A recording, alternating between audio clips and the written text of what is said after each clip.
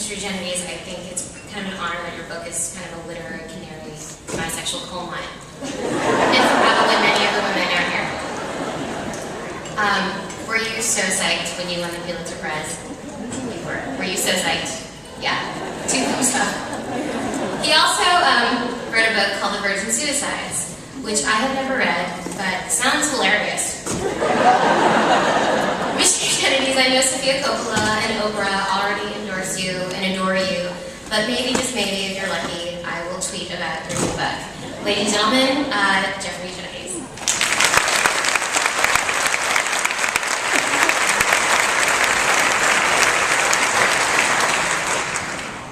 Thank you very much. I noticed that there's no microphone in front of my seat. I'm trying not to take it personally. But question and answers are going to be brief on mine. I became a novelist because I never wanted to be awake at this hour. It hasn't worked out somehow. The trajectory of the morning actually is going down. It began with comedy, and then we moved on to Alzheimer's. And my subject, unfortunately, has been sadder than that. It's marriage. My book is called The Marriage Plot, and I'm here just to tell you how I wrote it, which is kind of also to describe the confusion I've been in for the last few years and how I worked my way out of it. After I finished Middlesex, Middlesex is a comic epic. It's over 500 pages, and it spans 70 years in the life of a Greek-American family. And when I finished it, I was tired of that sort of thing, and I wanted to do something very different. And sometimes I don't think people realize why writers write what they do. It often has nothing to do with subject matter. It's often very simple. I was with Richard Ford in Detroit last week, and I was asking him about his new book that he's about to finish. I shouldn't say when, because his editor might be here. I might want to know how his progress is going. It's going really well. Richard's just about finished. But I said, "What's your new book?" And he said, "Well, I'm writing a book. It's a first person, past tense verbs." And I remember when he was telling me about Lay of the Land, I said, "What's this new book?" And he said, "Oh, it's first person, present tense verbs." And I understand that as a writer, this is actually why you write the book, because you're tired of the present tense and you want to write in the past tense. You're tired of the first person, you want to write in the third person. I had a similar feeling with Middlesex. Instead of writing a large epic with lots of characters that spans a lot of time, I wanted to write a book very different. I wanted to write a somewhat shorter but tightly dramatized book that takes place over a short amount of time. I wanted to write in a way a more traditional novel and see if I could do that. So it was a reaction. I began the book in a reaction against my previous novel, which is often the case. And I thought of this book, it was going to be called The Coming Out Party, and it was going to be about a debutante party in Grosse Pointe, Michigan. And I was working on it for a couple of years, and the idea was they were throwing this huge debutante party in old-fashioned style, a very rich family.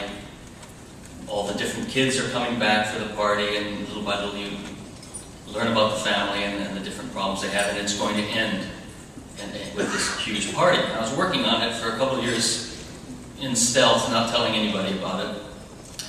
And then I made the mistake, when I first started teaching at Princeton, I made the mistake of going into the office, and I ran into Edmund White, the novelist. And he's so nice and unjudgmental. He asked me what I was working on. I decided, Ed is safe, I'll actually tell him what I'm working on. So I said, I'm writing a book about a debutante party, and it's going to end with this great party. And he looked a little bit stricken at this news and said, "Oh, you shouldn't do that. I've tried to do that. I've tried to write books with it never works. It never works." And he knows. I mean, I know that Edmund White knows. He has written a lot of books. He's tried everything, and he knows what strategies don't work. He's been there. He said, "Why don't you put the party at the beginning?" Because what you're going to do, you're going to try to lead up to this big party, you think everything's going to work at the end, it's just not going to work with the party at the beginning. So I went back home, and for the next few months, I thought about it that way, and I put the party at the beginning. And little by little, as I tried to restructure this book, one of the characters who was coming home for this party was named Madeline, and I started writing her backstory. She was a girl who was at college, about to graduate. She was an English major, and I started writing her story, and I wrote about 150 pages of her story, and really that section should have been about 12 pages. So I was suddenly realizing something was going wrong. I was kind of, this huge carbuncle was growing on my book and threatening to explode. And the more I looked at it, the more I realized that what I had on my hand was two different books. This story of Madeline was really not pertinent to the book that I began. In fact, Madeline was not even a person who would belong to the family in which I had put her. She was really much more intelligent than the family I was writing. And to me, at the time, more interesting as well. She was rich, but she was not, she wasn't ruined by her wealth as some of the other characters were. And so in the second moment of my confusion and semi-despair, I realized I had two different novels that I was working on. Many years had passed, and I didn't have one book, I had two books, and neither of them was, close to being finished. So what I had to do was surgically separate them, as you would with conjoined twins, cutting them down the middle and hoping to leave enough internal organs in each that they could survive on their own. And as I accomplished that, the coming out party went into the drawer, where it remains. I'm not sure how it's doing. I'll have to check that out in a few months.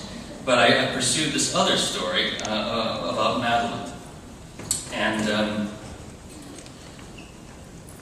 this is my book. Actually, I don't think would appeal at all to Diane, because it's the opposite of the Barbra Streisand song. I will never marry. My book is I will marry, I will marry, I will always dream of I don't know what Streisand song that would be. Probably every other Streisand song. It's my book, and her book is that one. But I'm going to read. I didn't know actually it was allowed that you could read here, so I'm quite pleased about this. The only problem I have is you might notice we don't have the advanced reading copy here yet, because I was just changing some things in my books yesterday, and it's now finished. I finished it yesterday, and they're going to put a cover on it, and it will be a book. But I do have the first paragraph. It's been around for a long time, and I'll just read that to you. You'll get a sense of this Madeline and her obsessions, which I think an audience like this will understand. I mean, if I were Diane Keaton, I wouldn't want to get married either, because I would have a life and a lot of possibilities. But as a bookworm, things have been different. So I've more of a kind of romantic, dreamy outlook on life. So here's the beginning. To start with, look at all the books. There were her Edith Wharton novels, arranged not by title, but date of publication. There was the complete modern library set of Henry James, a gift from her father on her 21st birthday. There were the dog-eared paperbacks assigned in her college courses, a lot of Dickens, a smidgen of Trollope, along with good helpings of Austen, George Eliot, and the redoubtable Bronte sisters. There were a whole lot. My wife is calling in the middle of my reading.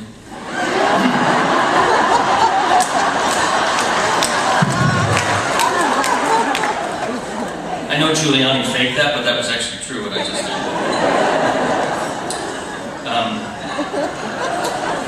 Where was I? Oh, yeah. There were a whole lot of black and white New Directions paperbacks, mostly poetry by people like H.D. or Denise Levertov. There were the Colette novels she read on the sly. There was the first edition of Couples belonging to her mother, which Madeline had surreptitiously dipped into back in 6th grade, and which she was using now to provide textual support in her English honors thesis on the marriage plot. There was, in short, this mid-sized but still portable library representing pretty much everything Madeline had read in college. A collection of texts, seemingly chosen at random, whose focus slowly narrowed like a personality test. A sophisticated one you couldn't trick by anticipating the implications of its questions and finally got so lost in that your only recourse was to answer the simple truth. And then you waited for the result, hoping for artistic or passionate, thinking you could live with sensitive, secretly fearing narcissistic and domestic, but finally being presented with an outcome that cut both ways and made you feel different depending on the day, the hour, or the guy you happened to be dating. Incurably romantic. That is my character in a nutshell, Madeline. She's a girl who's besotted with the 19th century novel and is writing about it in college. And she is also hopelessly out of style with this predilection of hers. My book takes place in the 1980s, and as she's reading Jane Austen and writing about the marriage plot and how the marriage plot functions in the English novel, she starts to realize that everyone else at college is reading Derrida and Roland Barthes, and they are actually much hipper than she is and much cooler, and she begins to wonder what she's been missing. Now, the marriage plot is obviously the great subject of the novel. The novel began, especially the English novel, began with novels like Jane Austen, which are comedies about a young woman who finds her destiny in meeting a man and then making a match and making a fortune out of the match. There's a lot of historical reasons for this. Women didn't inherit property in Victorian England before 1857, so the only way you could get some money was through marriage, and so the novel began. And all of the 19th century novels, most of the great ones, have marriage as their subject. And I was obviously obsessed with marriage myself. I'm writing these two half novels. Both of them are dealing with a young woman meeting her destiny in some way. But both of them, obviously, I realized were not taking place in 1816, and that was my problem. I realized, and with kind of sense of self-pity as a novelist, a modern novelist, that the great subject of the novel was no longer a subject that I or any of my contemporaries could treat properly. If you think about Isabel Archer, the heroine of Portrait of a Lady, Henry James' great novel, how could you write that novel today? If Isabel Archer had a prenup, things would have been different. She wouldn't have married Gilbert Osmond and given all of her money to him. He wouldn't even have schemed with Madame Merle to marry her and take her money if there was a prenup. Henry James, he was a clever man. He might have invented a plot around that with a prenup. It pretty much would have snuffed out his whole career. Anna Karenina, she gets divorced and she runs off with Vronsky. Because of this and the shame she's brought on her family, she loses contact with her son. Vronsky and she try to have a life together, but everyone shuns them in society. Finally, they get on each other's nerves, and he falls out of love with her, or shows signs of falling out of love with her, and Anna Karenina throws herself in front of a train. Now, she would just take the Russian equivalent of her trip to Reno and get a quick divorce. So, what has happened to this great plot? Have we lost it irretrievably with time? I was thinking about all of this, and at the same time I was noticing that certain novelists were still able to write books with marriage plots. And they typically were novelists writing about traditional societies, I don't know what to call them, but non-Western societies where a lot of these social strictures still existed. You can think of a book like A Suitable Boy by Vikram Seth, which essentially does have a marriage plot in it, 19th century marriage plot. I am not Indian, and my family doesn't come from such a society. I couldn't figure out how to do that without writing an old-fashioned book. So what I tried to do with the marriage plot was see what still existed in the marriage plot. How could you write a modern equivalent of a marriage plot? And now I'll tell you a quote that sort of was my guiding light during all of it. I was in graduate school at Stanford, and I had Terry Castle as a professor, great literary critic, and she actually misquoted a La Rochefoucauld aphorism to me, and I always remembered it. And as she quoted it, it went like this: "No one would fall in love if they hadn't read about it first." The actual quote is, "People would not fall in love if they hadn't heard love talked about." And I began thinking about that quote and thinking about my heroine Madeline, who was so besotted with the 19th century romantic novel. And I came to the conclusion that the marriage plot functions in our day in the way it actually, in the way it sort of works inside our heads, in the ideal of romance that is implanted in our head. This comes through from movies, but also from the novel. We grow up with these expectations of marrying and of finding a perfect love. So this is how it operates today, and I'm going to tell you a kind of embarrassing story in my own life. I don't usually talk about autobiographical elements in my fiction, mostly because I make most of it up, and then people will think that,